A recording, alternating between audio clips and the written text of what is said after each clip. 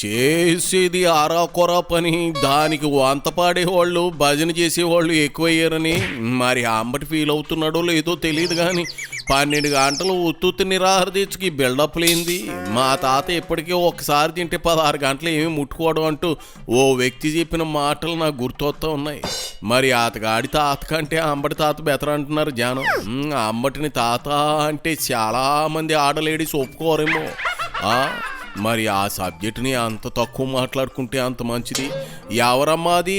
ఓహోహో, సిడతల రజనీనా? అదే విడదల రజనీనా? జగన్కు భజన చేయడం మానేసి ఇటు వచ్చావేంటి తల్లి? సరే వచ్చావుగా, మొదలెట్టి నీ కహాని. అంబటి రాంబాబు గారు ఈ పేరు అంటే తెలియని వాళ్ళు ఎవరు ఉండరు. మరీ ముఖ్యంగా ఈ గుంటూరు జిల్లాలో ఎప్పటి నుంచో అంటూ గ్యాప్ ఇస్తే అట్ట రజని, ఆ గ్యాప్ చాలా రాసేసుకుంటారు కుర్ర యాదవులు. ఎందుకంటే నువ్వు అన్నట్లు అంబటి అంటే తెలియని వాళ్ళు ఆంధ్రప్రదేశ్లో ఎవరు లేరు. మంచి రసికుడని, గంట అరగంట రాంబో అని ఆయనకు పేరుంది కదా. అలాంటి రాంబాబు ఉపవాస దీక్షలు చేస్తే ఎట్టా స్టామినా ఏమైపోవాలి, సుకన్య సంజనాలు ఏమైపోవాలి? సర్లే ఏదో చెబుతున్నావుగా, కంటిన్యూ చేయి. Voice of the YSR Congress పార్టీగా ఎప్పుడు తన బాణిని వినిపిస్తూనే, అధికారం మీద పోరాడుతూనే, ఇష్యూస్ మీద ప్రశ్నిస్తూనే కంటిన్యూస్ గా కూడా వారి యొక్క సర్వీస్ పార్టీకి ఇస్తూనే వచ్చారు. అలాంటి సీనియర్ నాయకులు సమాజంలో ఎప్పటి నుంచో కూడా రాజకీయాల్లో ఉన్నటువంటి వ్యక్తి రాంబాబు గారు. మరి అలాంటి వారు ఈ రోజున ఈ నిరాహార దీక్ష చేస్తూ ఈ ప్రభుత్వాన్ని 2 డిమాండ్స్ న్యాయబద్ధంగా, చట్టబద్ధంగా మరి అడగదలుచుకున్నారు. ఒకటి, కొంతకాలం క్రితం తన మీద సుమారు ఇదే గుంటూరులో 7-8 గంటల పాటు దాడి జరిగితే, ఆ దాడి జరిగిన వాళ్ళ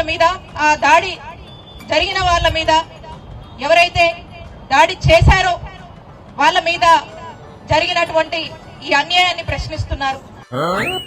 చూడమ్మాయి రజని, నువ్వు కూడా ఇట్ట మాట్లాడితే అట్ట 2 పాయింట్లలో నాకు క్లారిటీ లేదు. అధికారం మీద పోరాటం చేయడం ఏంది? అధికార పార్టీ మీద పోరాటం చేస్తున్నాడు అని కదా అనాలి. లాస్ట్లో ఏదో అన్నావు, నా కోసం ఇంకో పాలి ఆ మొక్కసేపు. 7-8 గంటల పాటు దాడి జరిగితే, ఆ దాడి జరిగిన వాళ్ళ మీద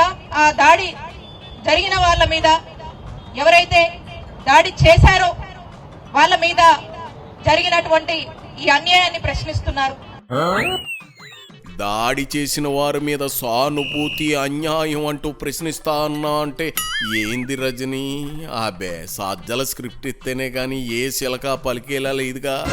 అర్థమైంది, దాడి చేసిన వాళ్ళను ఎందుకు శిక్షించలేదు అని అడగాలి. లేదంటే నష్టపోయానని చెబుతున్న రాంబాబును బొక్కలో ఎందుకు వేసారని అడగాలి. కానీ ఏందేంది మీ బాస్ జగన్ రెడ్డిలా గొత్తగంప డైలాగులు నువ్వు చేసి నాకేం నచ్చలేదు. కాస్త అర్థమయ్యేలా చెప్పు. ఎవరైతే విక్టిమ్ ఉన్నారో, ఎవరైతే దాడికి గురయ్యారో వాళ్ళని మాత్రం 18 రోజులు జైలుకి పంపిస్తారు, ఎక్కడ లేని సెక్షన్లు పెడతారు, హింసిస్తారు.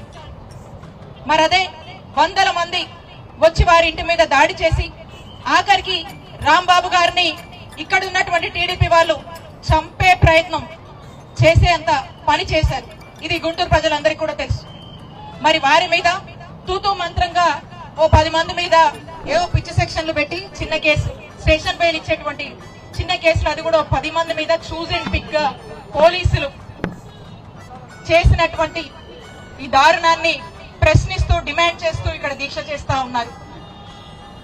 అలాగే నల్లపాడు స్టేషన్ లో రాంబాబు గారిని అక్కడికి తీసుకువెళ్తే పట్టాపురం సిఐ గంగా గారికి ఏం పని?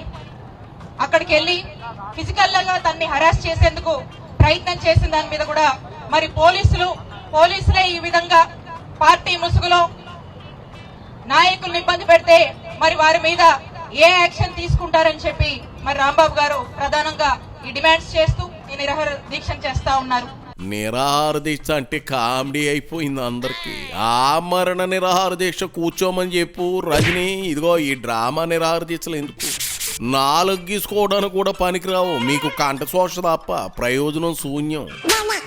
మీరు అనుకోవచ్చు ఈరోజు రాంబాబు గారు ఇక్కడ ధర్నా చేస్తున్నారంటే రాత్రి నుంచే రాంబాబు గారితో ఎవరెవరు క్లోజ్ గా ఉంటారు, రాంబాబు గారి ధర్నాన్ని ముందుండి ఎవరు లీడ్ చేస్తారు అని చెప్పి వాళ్ళని ఇబ్బందులు పెడతా ఉన్నారు. ఒకరొకరిని ఏదో పాత కేసు ఆ కేసు ఈ కేసు అని పోలీస్ స్టేషన్లకు పిలుస్తా ఉన్నారు. మీరు గుర్తుపెట్టుకోవాలి, మీరు ఇలాంటి ఎన్ని చేసినా కూడా ఈ నిరాహార దీక్షని ఈ ధర్నాన్ని మీరు ఆపలేరు. ఇదే కాదు, రాంబాబు గారు చేయబోయే ఏ దేని మీదైనా కూడా ఆయన చేసే పోరాటం అన్యాయం జరిగింది. దీన్ని కూడా మీరు అడ్డు చెప్పడము, ఆపాలని ప్రయత్నాలు చేయడము ఎంతవరకు న్యాయమో ధర్మమో అని మీ అందరినీ కూడా నేను ప్రశ్నిస్తా ఉన్నాను.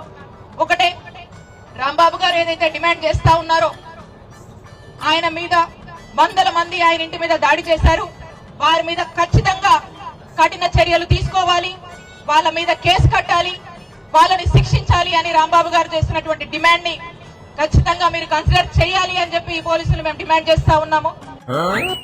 వెనకడికి నీ బోడితే 10 సార్లు మేకప్ వేసుకుని మళ్ళీ ముఖం గడిగిందట. అలా ఉంది నువ్వు చెప్పేది రజని. ఏందేంది, రాంబాబు చేసే పోరాటం ఆపడానికి అరెస్టులు చేస్తా ఉన్నారా? పట్టుమని 11 మంది జనం లేరు అక్కడ. స్టేజ్ మీద నాయకులను తప్ప ఎందుకు మీ సాక్షి కెమెరామెన్ కింద ఉన్న జనాన్ని చూపించడం లేదు? చూపిస్తే మీ పరువు పోతుందని మీకు తెలుసు. అంచేత ఇదిగో నువ్వు ఎప్పటికే తడబడుచు చాలానే మాట్లాడావు, ఇక బయలుదేరు. ఇంటికి వెళ్ళి తాటి ముంజులు సపోటాలు తిని రెస్ట్ తీసుకో పోమ్మా.